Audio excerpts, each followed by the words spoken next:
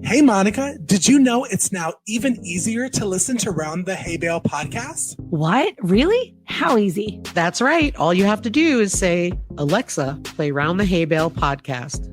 Playing Round the Hay Bale from Apple Podcasts. Ooh, we fancy. Tune in to Round the Hay Bale every Monday at 9 a.m. Central.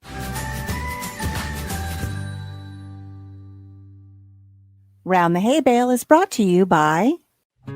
With gardening season at an end, Kelzyme certified organic products are still what your soil needs. From overwintering fruit trees to preparing your soil for spring, Kelzyme's calcium-based fertilizer gives the essential minerals they need to thrive. Applying Kelzyme to agricultural soils and water has been proven to increase plant and crop yields while making vegetables and grains healthier and more nutritious. In addition, Kelzyme can help restore the nutrient balance in animals when they are fed plants grown using Kelzyme in both soil and water. To check out all of Kelzyme's organic products, visit kelzyme.com and use the promo code HAYBALE for 10% off your purchase.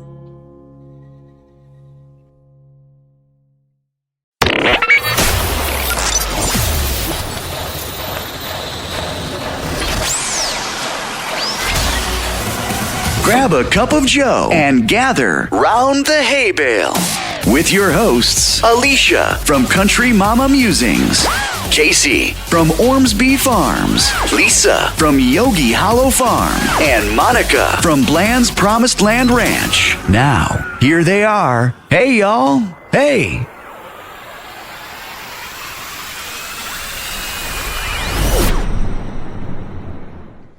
Hello and welcome to Round the Hay Bale. I'm Alicia. I'm Casey. I'm Lisa. And I'm Monica. On today's episode, we are talking about fall harvest hacks. But before we get into discussion, we want to thank our sponsors. This episode is brought to you by Kelzyme. Again, a huge thank you to Kelzyme. Let's start off by welcoming back Slava from Kitchen, Garden, and Therapy. Welcome, Slava. We're so glad you're back with us again. Hi, thank you for having me. It's a pleasure. So we're going to be talking today about harvest hacks. And I know that you are really, really into your gardening. You have a wonderful spot there at your home. And I know that there's so much we can learn from you. So I'm just going to go ahead and toss the proverbial tennis ball into your court and ask you to get us started with some really great harvesting hacks for our listeners today. Yes, of course. I want to start with saying that usually by the end of summer and beginning of fall, all of us gardeners tend to have a burnout, and I've experienced it as well. We are kind of tired of keeping up with all the waterings, with the harvesting, and we're skipping on the succession sowings, thinking that it's not enough time for the things to grow before the cold weather arrives. And that makes our gardens kind of sad. And it's not a good idea to skip on all this work now, because we already invested so much in the early spring and summer. So by not preserving the harvest, by not doing the harvest right way, we're going to nullify all of our hard work. So I would like to share the 15 hacks that I'm using in my gardening journey. And I'm hoping that some of our listeners will use them as well. So should I just jump right in to the first one? Absolutely. Go for it. I'm glad you've got 15 of them ready to go. This is amazing. So yes, jump right in. We are all anxiously awaiting for your wisdom. Yes, I already have a notepad ready. I'm ready for Slava topics. I'm ready. Yeah. So the first one, I think, is to harvest at the right time. There is no need to pick your veggies before they are ripe, because nutrition levels are the highest and at their peak when the fruits and veggies are ripe. That's also when the flavor is the best. Anytime we pick a tomato that's ripe, it tastes so much better than the green one. In some cases, for example, tomatoes, as I mentioned, the fruit may develop a bit of ripeness after the harvest, but it's not the case with berries, because once picked, no more sugar develops in the berries. So it's very important to harvest all of your produce at the peak of ripeness. And that goes into our next tip, which is to have different varieties in your garden. Because if you plant too much of the same thing, then you will have all of that harvest at the same time. So what I like to do is to plant different varieties of tomatoes, different varieties of cucumbers. And what different varieties have is other times of maturity. So some varieties have like 50 days to maturity, some 60. That way you will get your harvest little by little, and you will not be overwhelmed, because I don't know about you, but I don't like to have a ton of things to deal at the same time, at once. It makes me tired, and I have a day job too. I have a family to take care. So I don't want the garden to just be so overwhelming that I'll get tired of it. I love gardening, so I don't want to be tired from it. Yeah, I can agree with you on that, Slava, that, having different varieties, especially with tomatoes, as you said. We did 5 types of tomatoes this year, and I did notice that the tomatoes did ripen at different times, which saved my sanity as a first-time gardener at this scale, to not have to pick 4 billion tomatoes at one time and maybe just 1 billion every 2 days instead of the 4 billion. So I do like that tip, because that is something that I did, even though I didn't even know I was doing it for that reason. Yes. Also, another hack that I use in gardening, and I'm sure other gardeners do it as well, is to keep the garden well picked. Why it's important? Because when your plant is loaded with a lot of ripe fruit and you don't pick it, all of that ripe fruit, they will get overripe, and then it will send a signal to the plant that it has ripened all the seeds, and now the plant can just retire. And you have to remember that the plant's mission, why it's giving us the fruit, is to reproduce. It's to spread the seeds. So if we allow some of the fruit to over-ripen, that will end the harvest season. So it will not bloom anymore. It will not produce any more of the fruit on that particular plant. So it's so important, especially in the beginning and in the middle of the season, to keep it picking every day. Go out in your garden. When you're watering, just make sure to take a peek and see if something has to be harvested. Now it's kind of the end of the season, at least here where I am. It's getting cooler. We're starting to see the change in the season. And now I can allow some of the fruit to be just hanging in there, and I can go and pick them anytime I want. But earlier in the season, I didn't want to do that, because I wanted my plants to give me the maximum production. I wanted to get a lot of harvest, because I started them from seed myself. I invested so much time, and I didn't want to just get a pound of tomatoes from one plant. So that's important thing, to keep picking and harvesting as regular as possible. And another tip that's related to picking is, some people like to just pick it by hand, but it's so important to use scissors or knife or something like that and actually cut it, not twist it, not pick it, because picking by hand can cause undue damage to the plant, and that may not only slow down the production, but also completely damage the plant. Because I'm sure you've tried it before, and I've done it too. When you pull the pepper from the plant, those side shoots or side branches, they're so fragile, and you can just pick the whole branch, rip it together with the pepper. So that's why I like to go in the garden with scissors and just go one by one and cut it instead of picking with my hand.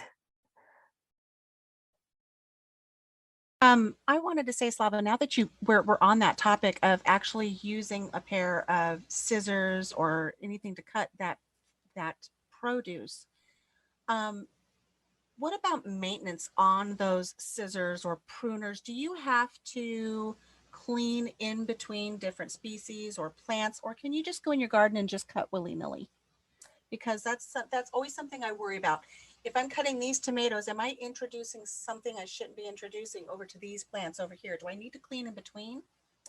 I usually don't, unless something is not doing well. Like if there is a disease on some plants in the garden, then you're not supposed to use the same scissors and other tools on the other plants. But if everything is healthy, then you don't have to worry about it. Usually I just I keep one pair of scissors for my garden purposes only, and I do not use them for anything else. If you are about to use them for something else, maybe you're a minimalist and you don't want to have 10 pairs of scissors around your house, then make sure you clean them every time you use them. But other than that, I don't think it's a big issue.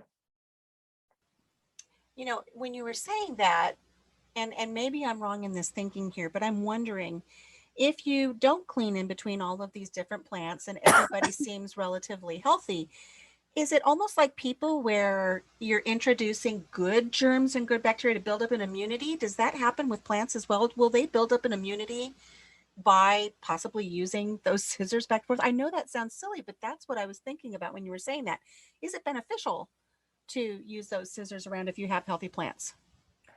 I would hope so, because I know for sure that plants have also immune systems, just like humans do.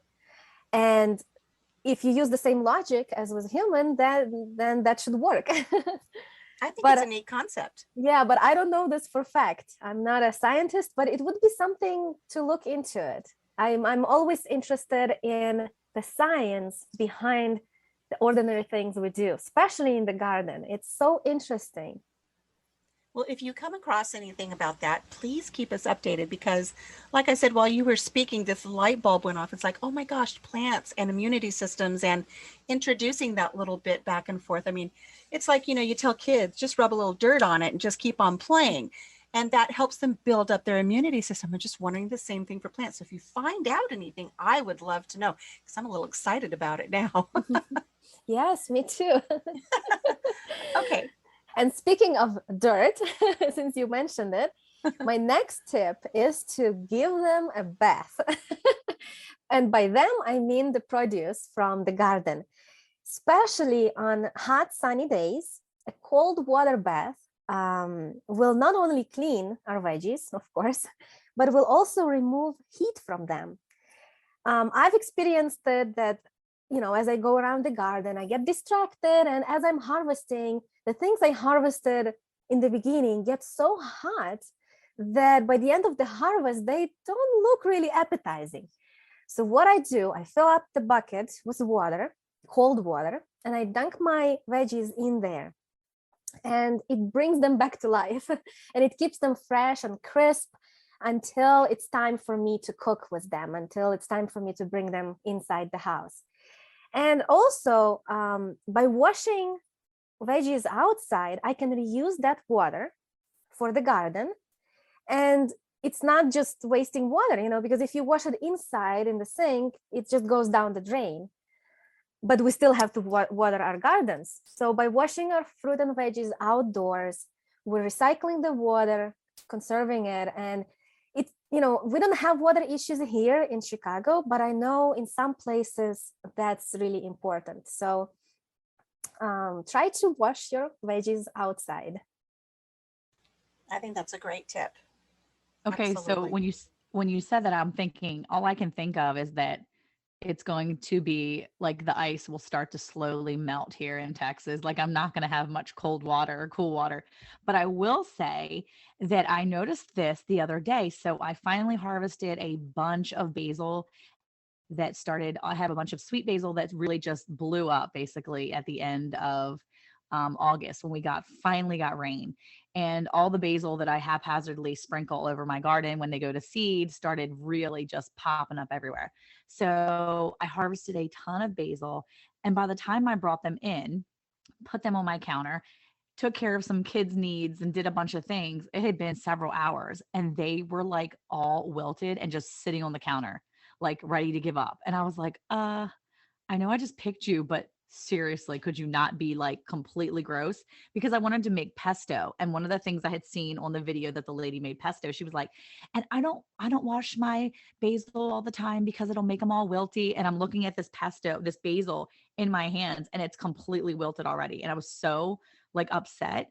So I took it and put it in ice cold water and like rinsed it off that way, all like nicely, and kind of mushed off everything that I could because there were some little bugs on them and things that I brought in with me. And I washed it off with the cool water and then I put it in my salad spinner. And it was like they had come right back to life. And I was so thankful because I was flipping out. I was like, okay, I've never made pesto. I don't even know if it's going to be good. But if it's not going to be good, I don't want it to be because I didn't make it with the right stuff. Like I wanted it to be like naturally something I didn't like. I didn't want to ruin it before I started it. Does that make sense? Yes. But but I was really happy when you just said that because I was like, okay, I don't know if I can wash my vegetables outside, but I can keep them in the bowl inside and then take the water outside and do stuff with it. But I was really Mhm. excited because the ice water trick.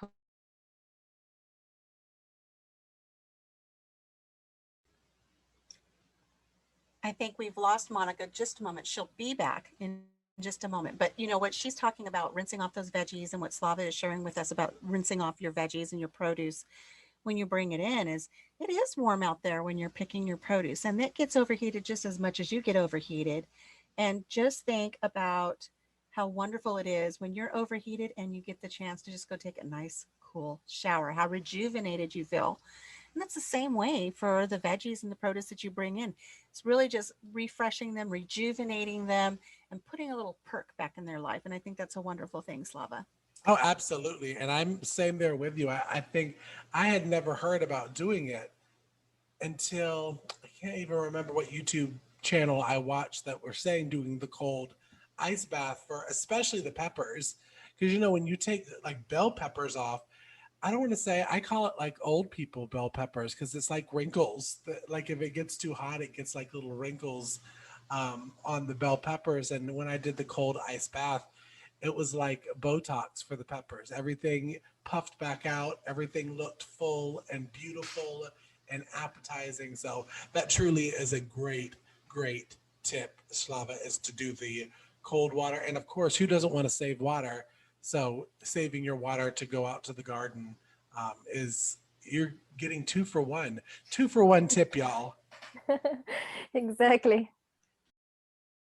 I want to say real quick, I want to jump in on this train real quick because I think that would be a great opportunity if you're rinsing all of your veggies off before you dump it back in the garden to just throw a little Kelzyme in that water, Kelzyme the crud out of it, and pour that back into your garden because Kelzyme's our sponsor and it really is a great product. So I think that would be a really good thing if you got into the routine of rinsing your vegetables off and throwing a little Kelzyme in that water and then pouring it on. 2 birds, 1 stone. 3 birds, 1 stone. Yes, for sure.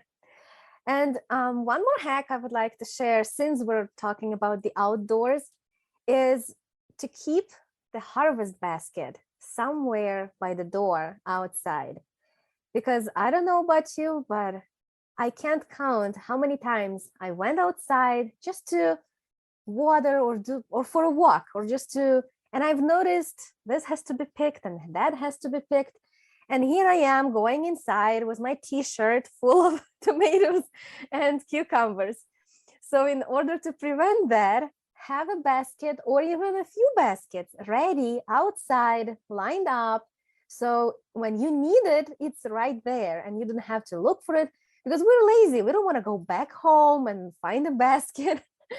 So having baskets outside is a great thing. And I love finding like wicker baskets and just having produce in them. I feel like the produce not only looks better, it tastes better like that.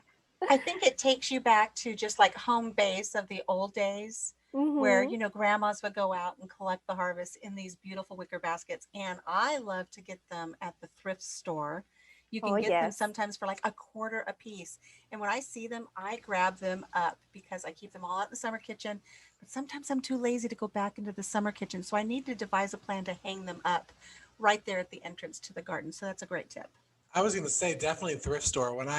Right before I moved to our new homestead, I went to the thrift store just to find, and I wasn't even thinking garden at the time.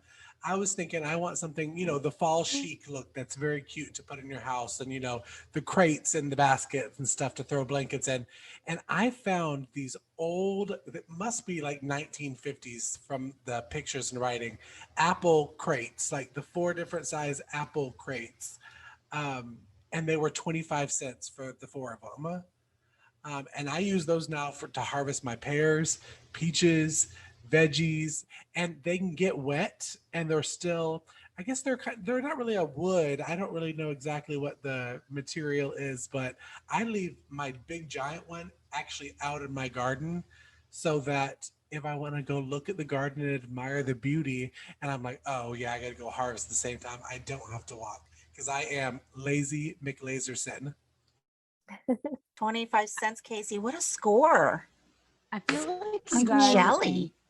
I feel like you guys are really helping me out here. So I need to make sure that if Eric is listening, he listens up a little closer, because that means that me leaving garden baskets and bins for harvest all around my garden, just wherever I feel like it, is completely okay, because I'm preparing, air quotes here, preparing for the next harvest. That's not a problem at all now. So I feel very redeemed in some way that my haphazardness is completely okay. We've got your back, Monica. We got your 6. On the other hand, my t-shirt is sufficient for my little harvests, but I insist on buying a harvest basket every year that I'm never going to use. But this year I bought one of those 31 with all the vegetables on the bag and everything. So, I proudly put my 3 cherry tomatoes in there, and I walk back in the house just to say that I've used it.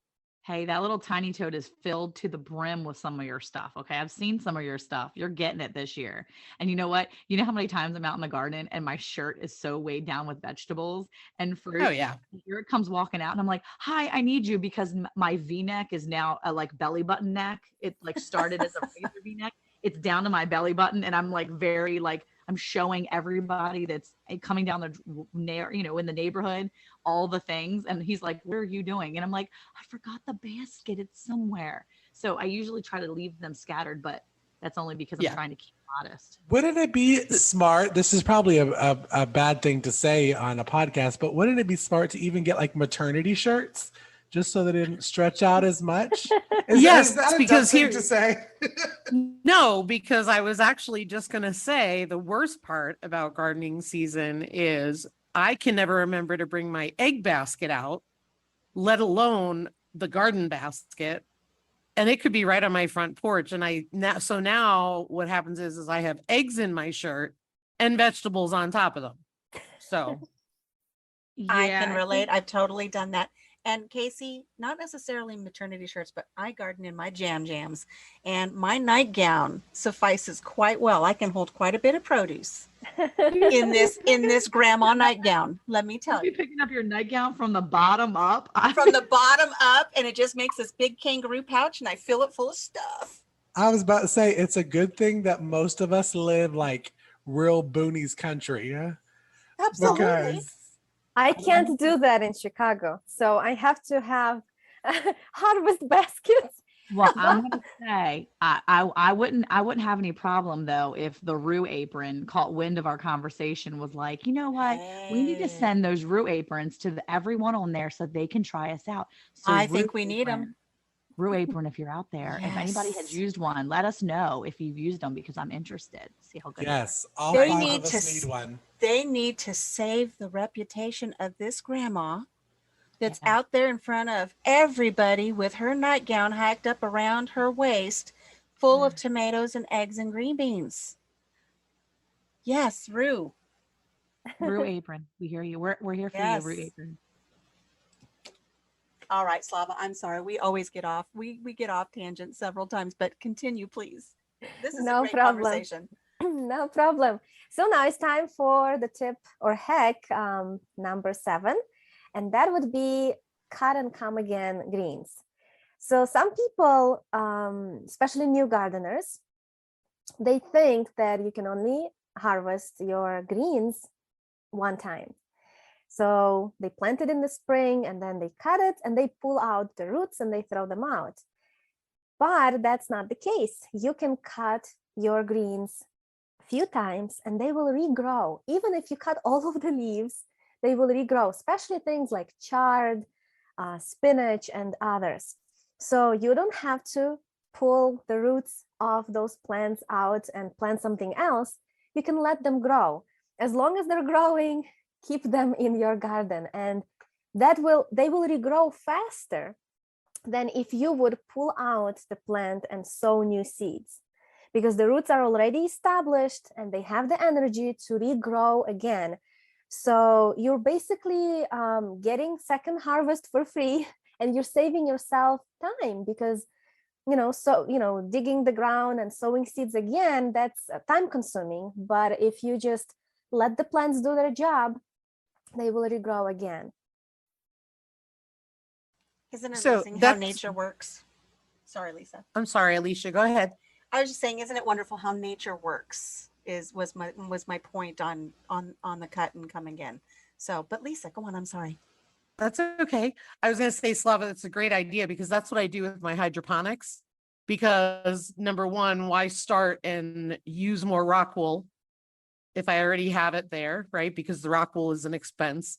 And that's what I do, is I just keep cutting it and letting it grow, cutting it and letting it grow. And then, maybe 3 cuttings in, 4 cuttings in, the plants are starting to look shabby. And this is indoors, over the winter. Then I start to do something different. Yes, and not only with greens you can do this thing. So tip number 8, with your broccolis and cauliflower, when you are harvesting or cutting the main head of broccoli, don't cut it all the way down by the roots. Cut it on the top and leave the plant living. Leave it in the garden. It's going to put out side shoots, and you will get smaller, but still you will have a second harvest of those side shoots, side heads of broccoli and cauliflower. So not just greens, but things like cabbages, broccolis, that this trick works with them as well. It does. Do you want to know why? Because that's how I get a harvest of broccoli. Seriously, because the head, they bolt pretty quick. And so we cut just the head off, and the little side shoots are so good. And usually you get so many of them that it makes you feel really good about your harvest. Yes, it's awesome. You can get more, because usually cabbages, they take a lot of space in the garden. So if you think of it, you get this big, huge plant with all the leaves.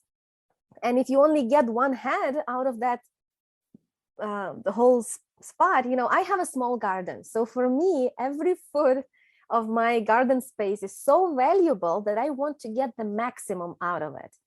I don't want to just waste the space.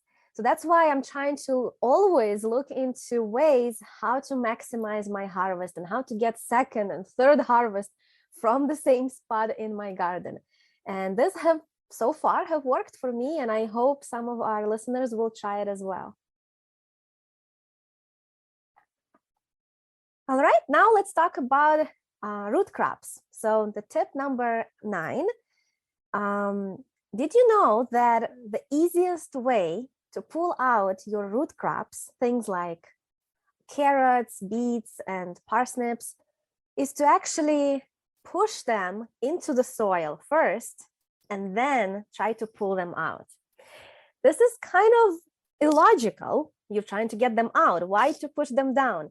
But by putting some force on them and pushing them into the soil, you are breaking those tiny roots, those hair-looking things on the side of the carrot or the beet. You're breaking them from the soil that they were holding on to. And also you're loosening the soil. So when you pull it afterwards, it comes out so much easier and neater than if you were trying to just pull it from the first place. This trick I learned a long time ago when I was still a kid. This is how my parents were doing it because they were growing a ton of root crops. Root crops grew amazingly good in Ukraine. So we had a lot of things and we had to harvest a lot at the same time. And you couldn't use any tools for root crops because you would damage them. Because you never know where that carrot, which way it's facing or that beet. So you have to be very careful. And we've tried using garden forks and other, but still, the best way is to just do it by hand. But in order to do it, to not get tired, and also if you just try to pull it without pushing it first, sometimes you would break the foliage and then you would have to dig it. So to avoid that, try to push it in, and that will be good thing. That's a great tip. And that makes perfect sense. I never would have thought of that, but that does make perfect sense. So just as an example, so you don't break the foliage, would you just like put your thumb at the very top corner of like a carrot and just give it a nice little shove and then pull it out by the foliage? Yes, just hold the foliage in your hand, but push it down, put the fingers on the actual top of the root and push it into the soil. Okay, great. I've heard of similar with onions where they say don't pull onions, twist them instead as you're pulling them out to loosen them first. And then that way they break away rather than break apart is what I guess people were saying.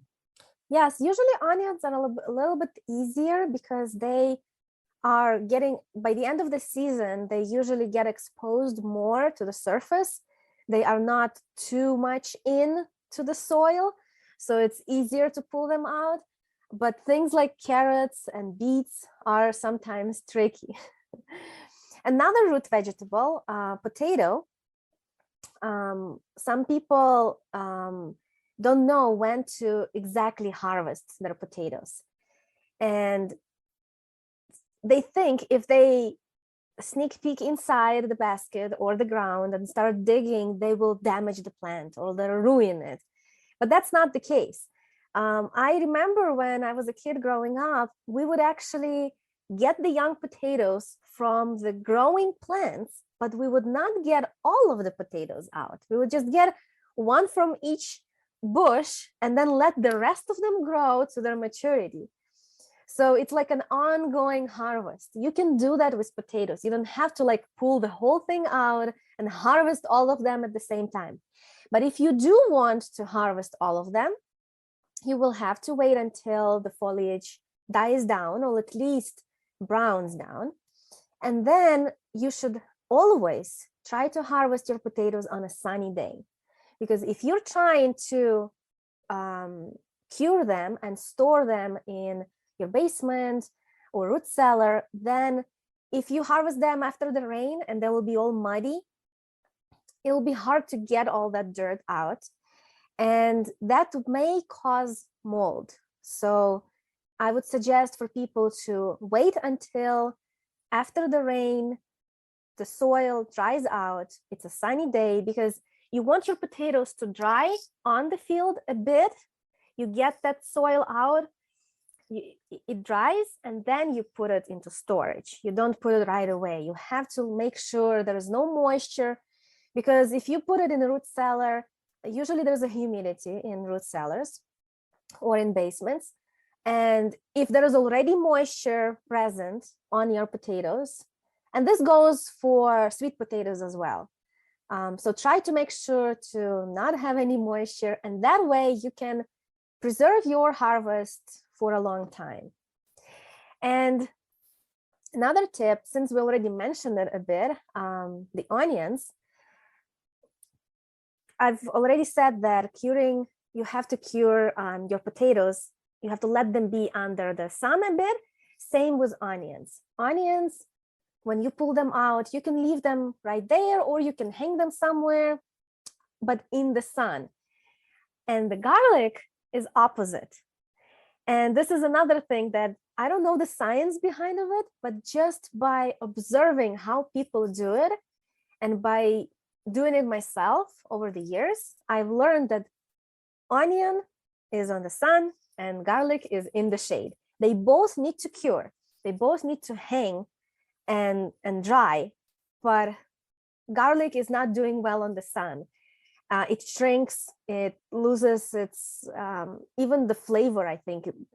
But onion likes the sun. It gets that golden color of the shell. So these two things we need to always remember. So question, because I had asked somebody, but I should have just asked you because I trust you, is that I had asked folks if I'm taking my onion harvest out of the ground, right? Because I had read too, wait 7 days after the last rain that it's been dry before you harvest your onions, because that way if you're curing them, it helps them to cure. But I only need to cure them if I am storing them, not if I am freeze drying or some other method of preservation, correct? That's correct. If you're using them right away in your cooking, there is no need to store to drying and curing them. Same if you're preserving them with any other method like dehydrating, freeze drying, canning. You can just go outside, pick it, bring it in, and do whatever you want with them. Curing is only necessary for root cellar storage or basement. In our cases, a lot of people just have basements. Because you want to get rid of that moisture so they can sit there all winter long and you can go and get it anytime you need it. So Slava, I wanted to ask you, since you're talking about the basement storage or the cellar storage of these root vegetables, you know, some people are talking about the new, I think it was like a trend on Tinder or something, where the storage tubs, people are putting their root vegetables, their squashes, their pumpkins, their sweet potatoes, their potatoes in the tubs. Do you recommend that? And if you recommend that, how would you let people know how to do something like that? I would recommend people to store it in such a containers that would allow the air flow. So it's very important. If there's no airflow, any kind of mold, any kind of fungus can start developing in there. And I think some of those tubs may cause that. So I know in Ukraine, my parents have always used wooden crates. And one thing that they have done with carrots specifically, they put them in sand. They would take sand and stuck carrots in there, and that was the perfect storage solution for carrots. We would have carrots next year in May or June. So it was awesome. The whole winter we had fresh carrots, like you just get it out from the garden. It was awesome. You said in sand, huh? Mm-hmm. And I just want to correct myself for the listeners. I said Tinder. So I guess our listeners can tell that I am the single one of the group, that I am the only one that's not married. I did not mean Tinder, I meant Tumblr. So I'm sure that we will all have a wonderful laugh in the comments of this episode. But I did mean the trend on Tumblr and not Tinder. So back to the thing. So sand. It's okay. Squash need love too. Don't worry. Thank you, Boo Thing. Thank you so much. But you said you put carrots in the sand. Can you do that for sweet potatoes, like all root veggies, or does it really work best for carrots? As far as I know, other root crops do not require it. I guess they get cured better than carrots. Carrots, because of the heavy juice content, moisture content, they are prone to mold. So that's why sand is better for them. If you have a ton of sand, I mean, you can use it for other root crops, but it's not necessary. They store well even without sand. But carrots are the ones who need it the most. As somebody who's never had success in even growing carrots, and I don't know what my problem is, my brain is thinking, oh, go buy a big bulk of 50-pound bag of carrots at the store and put them in the basement in a big tub of sand, and then you'll have carrots all the time. Would that work? If you just picked up a big bag of organic carrots, could you stick them back in the sand, do you think? I've never tried it, and I'm not sure if it will work because we don't know how those carrots were cured and how True. they were grown. When we do it ourselves, we control every step of the process. But when we buy something from the store, we don't know. I think I just need to really focus and learn how to grow carrots properly because I've 0 for 0. I can't get them to do anything I want them to do, but I did get some new seeds from a very special company for those tiny little squashy little Parisian carrots. I'm going to have to try those. Maybe I'll have success this next year. Well, we need to ask, so since we're talking about hacks, because I was thinking the same thing, Alicia. I have never and I've only gardened for 2 years, but in the 2 years, I have never, ever had luck with carrots. And I just don't know. I mean, what are some hacks, Slava, that you have for growing good carrots? And when should we put them in? I mean, we're talking fall. Is now the time to put carrots in? Well, it depends where you live, of course. In my case, I live in Chicago and it's too late for carrots. I actually sowed some carrots in beginning of August for my fall harvest, and I will not be digging them out until probably after first frosts, which we have usually in the end of October. So maybe sometime in November, I'll be pulling those fall carrots out because carrots get sweeter in the ground after the first frost hits them. That sugar develops more. So I like to plant 2 or even 3 sometimes successions of carrots throughout the year. Carrots are very cold tolerant, so you can sow them really early in the spring. For me, it's in March, but if you have a milder climate, maybe even earlier, because they take a long time to start. Carrots are really fussy. Their seeds are so tiny, they need a constant moisture.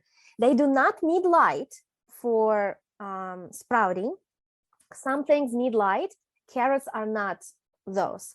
So, but in the spring, it's actually easier to sprout carrots because in the spring, there's more showers, more rains, and the top layer of soil stays moist easier. In the middle of the summer, if you want to start sowing carrots, that's when it gets tricky because it's usually hot and it's hard to keep the soil moist all the time for those seeds to sprout because it can take up to 2 weeks for carrots to start growing.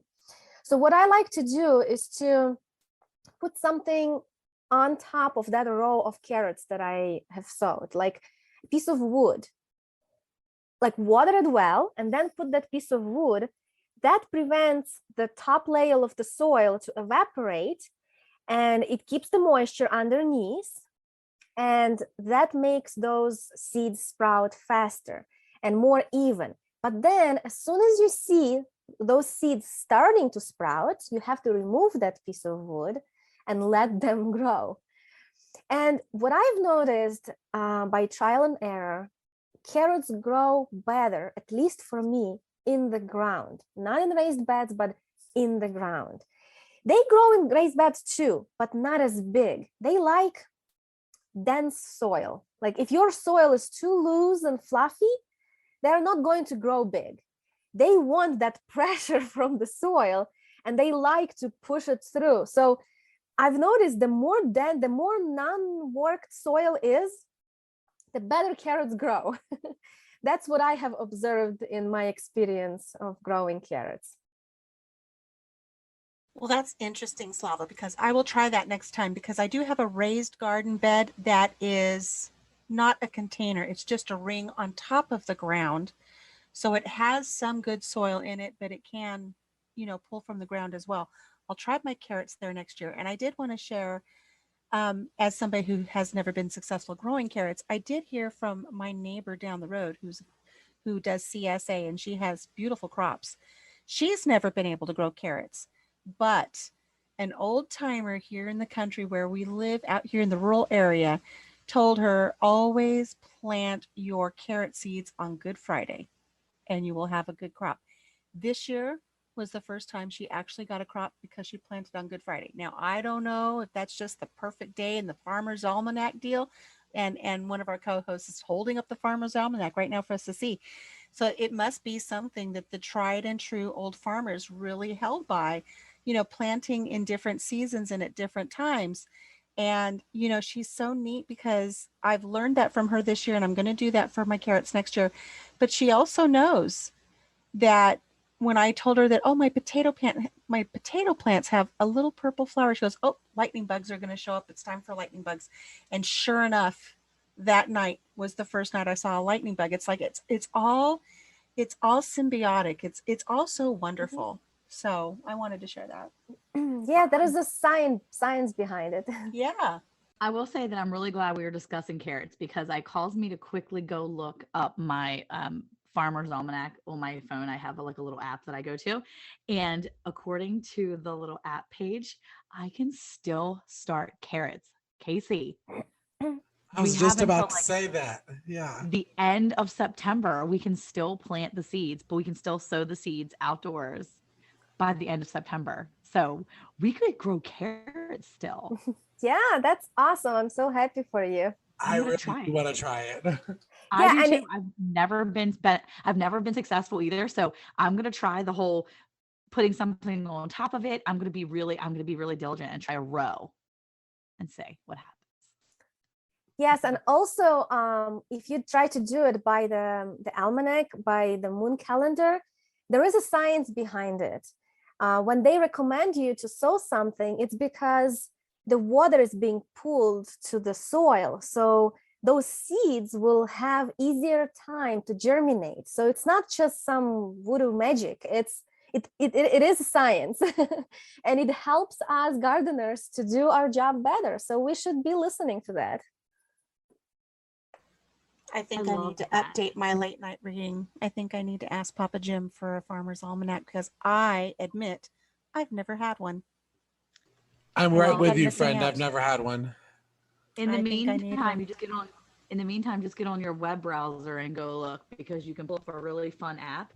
And if you go to the almanac.com, you type in you can type in your zip code and it tells you when you can plant for fall and for spring. And it even tells you based on your frost dates. But the cool thing is that if you're doing it in the springtime, it does it based on frost dates or moon dates.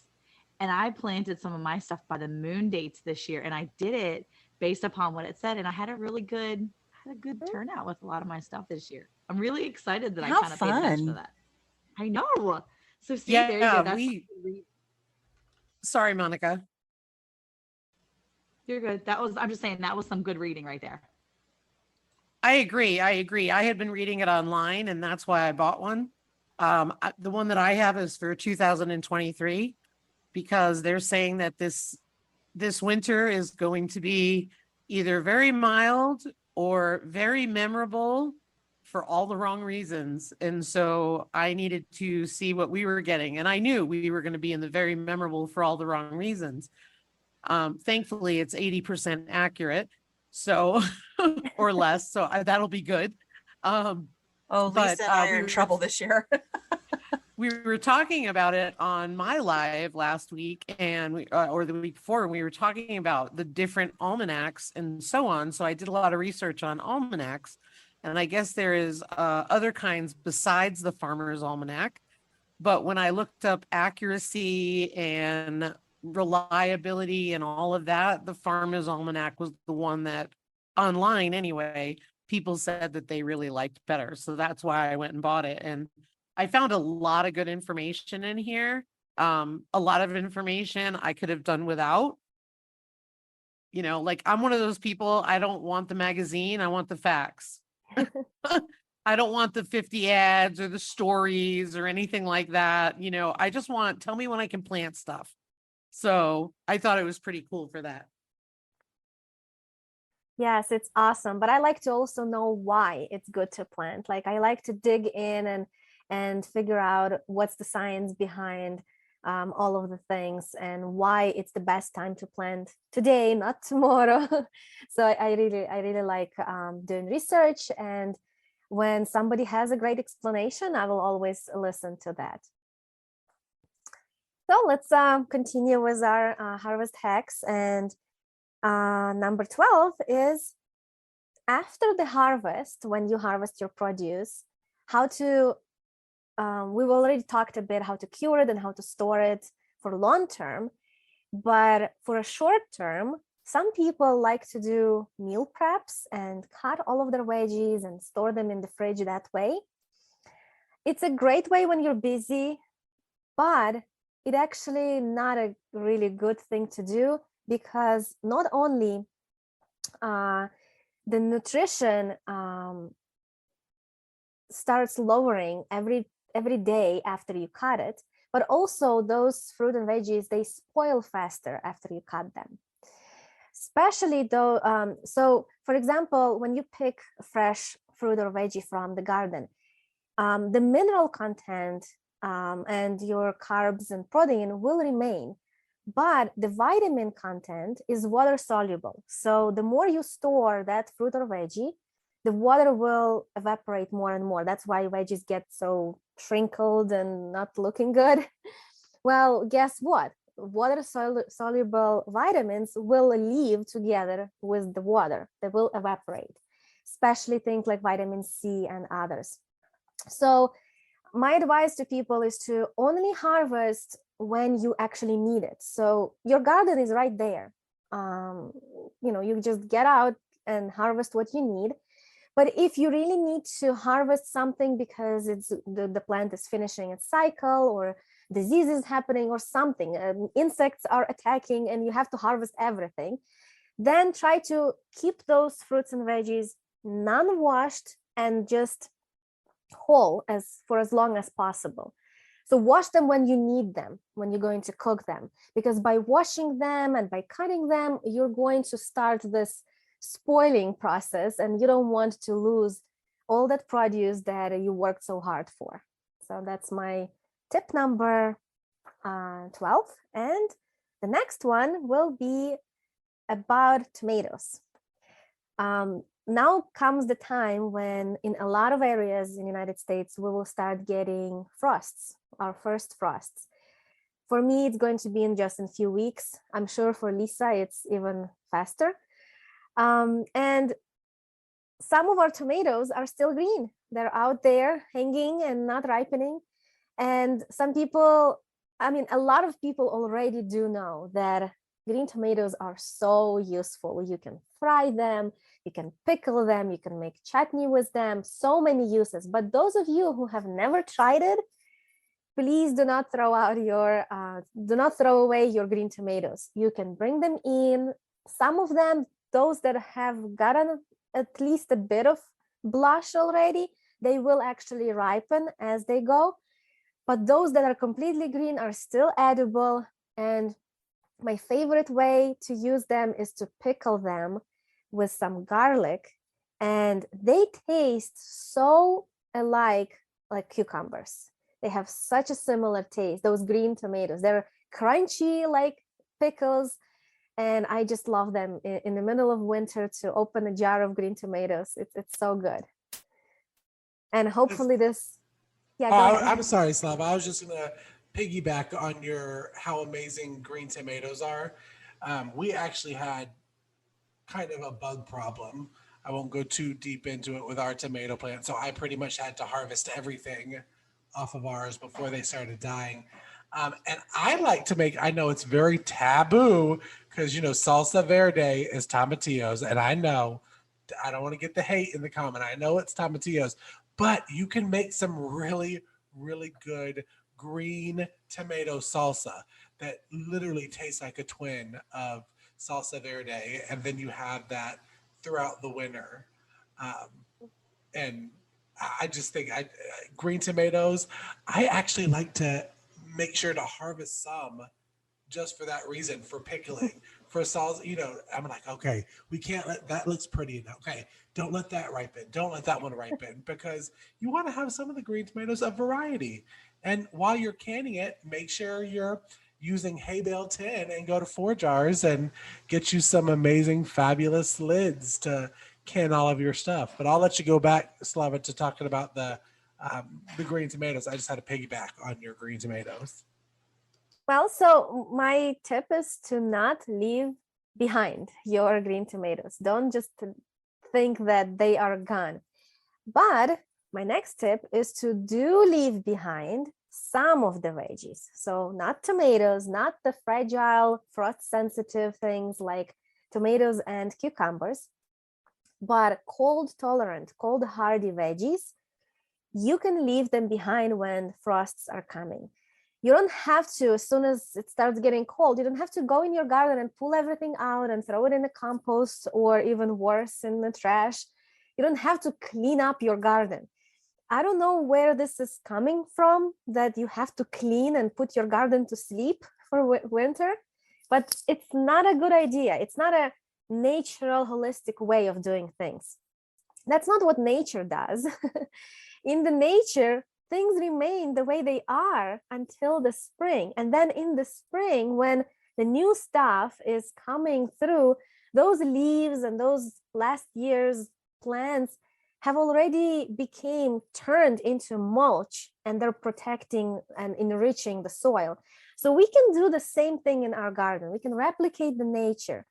And not only we will turn the existing plants that are in our garden left behind, we'll turn them into compost and mulch, but some of those plants will survive the frost because they're so cold tolerant. Things like spinach, kale, mash, and others. If you just let them be, most likely, even on Christmas, you can go and under the snow, you can have some fresh spinach because they're so cold tolerant. So you don't have to pull them out. And the snow acts like an insulator, so it keeps them warm underneath. And then in the spring, when the snow melts, they will start growing so much. I've had the most amazing spinach and kale that I've had in my garden were the survivors from the last year. So I would advise to people, especially those who live in the northern states, they think that when the snow and frost comes, this is it, but it's not. It's not the end of the gardening season, even for cold climates. We can still have some things in the winter. I've had great harvests even in January. Wow. And another point about not clearing out your garden for winter is, and maybe a little bit about this, you can share too, Slava, is I've heard, don't tear everything out of your garden because some of our very valuable and beneficial pollinators have actually laid eggs in there.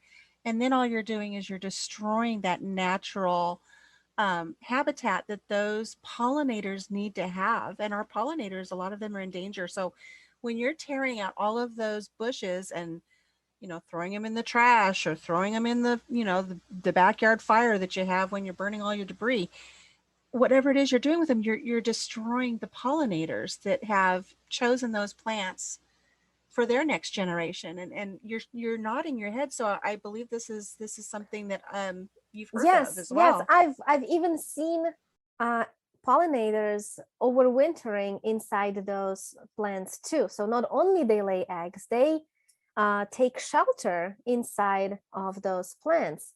So early in the spring, that's why it's not advised to do too much of an early cleaning in the spring. You have to when you see that your perennials are coming back to life and starting to grow, that's when it's warm enough to clean, and that's when all of those pollinators have they came back to life too. So it's a great time to start your gardening season. But yeah, it's very important to do things the way the nature does, and it's good for us because we will have more pollinators next year. So, and we will have some produce in the middle of winter if we didn't clear it all out. Well, I know Casey and I have, kind of mild winters. So I feel like that really works well for us because we can keep our vegetables, our fruits, some of them will last a lot longer than for a lot of the northern states. And I know I think it was like, I was pulling peppers in the end of November last year. I still had peppers and tomatoes off. I was literally harvesting and canning last year in November and December. And I do want to say too, though, I appreciate you saying not to clean up your wintertime garden because that makes me feel a lot better as well. So not only can I leave my buckets all around my garden and that's completely fine, but now I don't have to clean my garden. And I'm just saying, like, so that way when I'm looking at it and feeling like super guilty that I didn't do anything with it because it looks like some, like person used to live in this house and they used to take care and care about the garden. And then all of a sudden they just gave up and they decided they didn't want to take care of anything anymore. I feel like that's okay. Like it's okay that it looks like somebody doesn't live here because we still live here and we're taking care of the pollinators. That's what I'm doing. Exactly. I care about my garden and all the pollinators. So I'm going to leave it messy. Eric, if you're listening again, take note. So my husband, he does listen to our podcast. And so hopefully he's taking notes right now. Thank you, Slava. It's awesome. Yeah, we can relax a bit in the fall because, as I said earlier in the video, in the beginning, we get the burnout usually by the beginning of fall. We're so exhausted. And if we start thinking that, oh, I have to do all that cleaning and putting my garden to bed, that's going to exhaust us even more. So I don't want us gardeners to feel stressed that we have to do this and have to do that. We can concentrate that energy into just preserving our harvest and doing the harvest right. That's what we're talking about today, harvest hacks. And we actually are coming to our last tip or hack, but don't worry, in the end, we'll have a bonus one. So number 15 is preserve your harvest any way possible. So there are so many methods of preservation, but how to choose which one, like what vegetable, what to do with any particular vegetable. Should you can it? Should you dehydrate it or pickle it or whatever you are capable of doing? I always advise people to take shelf life of your veggie into consideration. And what I mean by that is to think of what type of veggie is this? How long can it stay without you doing anything? So for example, root vegetables, as we talked earlier, you can cure them and they will remain good in root cellar for the whole winter up until next spring. So if you can do that, why should you put your time and energy into canning those root vegetables? It's always better to use them fresh. So I personally don't bother with canning potatoes or carrots or beets. But with things like tomatoes and cucumbers, they can't stay fresh long enough. So you have to make sure to preserve them.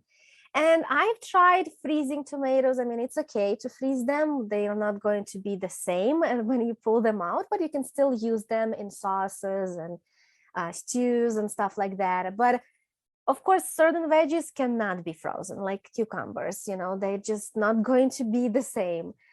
So that's when you have to come up with the best method for a particular veggie. Like for cucumbers, that would be making relish or pickles or fermenting them. You can dehydrate cucumbers, but it's very gourmet thing. It's for some people. So most people don't like it. So you have to think of what ways do you personally enjoy these veggies and preserve them in certain way. If you like cooking a lot, then freezing veggies would be the best way for you because you'll be pulling them out of freezer and cooking them. But if you like to just in the middle of winter, open a jar of something and snack on it and have it ready. You don't want to, spend hours cooking, then spend the hours canning now. So in the winter, you can relax. So it's up to you with what methods to come up. I use a little bit of everything. So I do a little bit of canning, a little bit of dehydrating. Whatever I can do, I do it. And yeah, I have my freeze dryer and my dehydrator going behind me. The last of our potatoes were shredded. So I cooked them and shredded them. But I wanted to tell you, Slava, that you actually inspired me. And we've talked about this before, but I'm actually dehydrating calendula flowers Nice. for soap. So I've been picking them all season frequently, and I've been letting them dry, but I wanted to get them completely dry before I put them in jars. Yes, because if you want to make soap or other things with calendula, first you have to infuse the oil. And you can infuse something like vinegar or other liquids with the fresh produce, herbs, but oil is the exception. You cannot put fresh things into oil. It will spoil both itself and the oil. So if you are ever trying to infuse your oils, you have to make sure to use completely dehydrated herbs for it to be successful. I have to That's say, great Slava, information. Thank you. that is good information. I am going to say that when you were talking about dehydrating cucumbers and pickling cucumbers, it's a little triggering for me and Alicia. Alicia originally, because she had 4 billion pickles. Me this year, when we started, I think it was season 2 we were shooting, right, ladies? When I said, yeah, I'm going to put out 14 plants of cucumbers. And Alicia said, are you crazy? And I My head said, exploded. I said, yeah, no, it will be fine. I got to figure out all the different ways, Slava, to preserve cucumbers because who needs 7 billion jars of pickles? Or who needs 7 billion relishes? So I have learned how to, the blands, sorry, the blands too. But no, I actually did try the dehydrating of the cucumbers. And I will say it is for some people, but one way that I really liked it is when you cut the cucumbers like chips, toss it in the ranch powder, like if you're making the homemade ranch powder, and then dehydrate it. It's like ranch chips. And I was a happy fat kid sitting on the couch eating cucumber chips. And I was like, yes, see, cucumbers aren't all bad, Alicia. But then I got done with those and looked at my pickles again and was back into panic mode. They are. I freeze dried them. They very, very good. So Slava, I just wanted to switch over a minute because we're kind of winding down. We've got a few minutes left, but I think you had one more hack left. Well, yes, it's a bonus tip. Every time the season is ending, I advise people to save seeds as much as possible. And we've actually talked about saving seeds last season in episode 16, which was published on July 19th. So if you would like to learn about how to save seeds, go ahead and listen to that episode. Because I think it's so important to save seeds from your own garden, because you are saving seeds off the plants that have already established themselves in your garden. They're used to your climate, they're used to your environment, they have fought the diseases you had in the garden, the insects. They are strong, established plants, and you want to save seeds out of those fighters, those plants. So I think it's very good to do it, and now is the best time to do it. And you know, Slava, you and I and our co-hosts here, we were speaking earlier about, like you said, coming to the end of the season, and sometimes you go out there and you miss that tomato and it's already like really soft and yucky. And you shared with us, this is a great thing. Tell us why this is a great thing for seed saving. Yeah, some people think if the tomato overripen and it looks nasty and the fruit flies are starting to attack it, they have to just throw it out. But that's actually the best time to pick it and get the seeds out. Because if you wanted to save seeds out of a regular, normal tomato, you would have to scoop the seeds out and let them sit with a little bit of water for a fermentation process. That fermentation breaks the gel coating around the seeds of the tomato.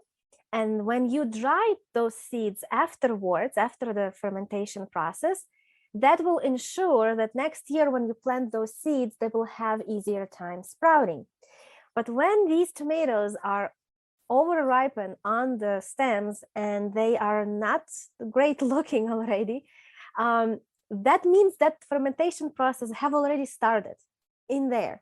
So you don't have to do that extra step. You can just scoop those seeds out and dry them right away. And that will save you a lot of time. So this is what I like to do is when the frost hits, the first frost, some of those tomatoes, I let them hang in there for a little, and then I pick them and smoosh them and take the seeds out. So that's a nice, also another trick that people can use if they're interested in tomato seeds. I think it's wonderful. I really think it's wonderful. And it's so important to save your seeds. It really is. So thank you for that wonderful tip, because I didn't know that. And I'm just going to be real happy with all of my little mushy tomatoes now, knowing that they have a purpose other than being fed to my chickens. Slava, it has been a pleasure. You have come here and blown our minds again. And also just what an informational packed episode of, all these hacks for, the garden and all that. And it's always a pleasure to talk to you because I always learn so much. So thank you so much for being here today. Thank you for inviting. Well, guys, it is time to hear more from our sponsors. Canning season around the corner, it is time to start prepping. Founded during the pandemic, when the scarcity of canning jar lids became a long-term issue for the home canner, 4Jars jumped into action, producing quality canning lids that are even thicker and sturdier than their competitors, while still maintaining the quality and loyalty as a family-based business. With added stainless steel into the metal of the lids to prevent rusting, 4Jars provides quality canning lids to food preservationists around the world. 4Jars is not just your standard canning lid company. They are like a family giving back to the community every way they can. Be sure to click our link in our link tree to pick up some 4Jar lids for yourself.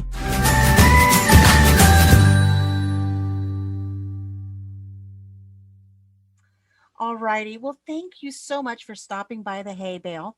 Thank you also to Slava for joining us again on the hay bale. We had a wonderful, like Lisa said, informational packed episode today. I'm really, really grateful. Absolutely. And I mean, if you want to learn more about Slava and all of her amazing tips that she gives, make sure that you click our Linktree link. That's going to be in our description box. And also some exciting news. We've talked a little bit about it on this episode. Slava talked about finding your favorite preservation method of preserving your harvest. We're actually doing another giveaway thanks to our sponsor, 4Jars. They have graciously, sent a box to the four of us, me, Alicia, Lisa, and Monica. Definitely go check out those unboxing videos on our private channels. But they gave a box for us to give away to one of y'all. Now, let me tell you, this box is amazing, y'all. It's a big, giant box of goodies. So if you are interested in wanting to win this 4Jars box, be sure to head over to our Around the Hay Bale YouTube channel. There will be a video up, and you must be a subscriber, and you must leave a comment. So good luck to those that enter, and we'll see who gets to win this 4Jar box. And if you are enjoying our conversations with Slava as much as we are, make sure you check out her channel, Kitchen Garden Therapy. And if you're enjoying our third season of the podcast, add us to your favorites by pressing the plus or follow button. And, rating the podcast and leaving comments really helps us to grow. And we super appreciate it. We sure do. All righty, friends. We will see you on next week's episode.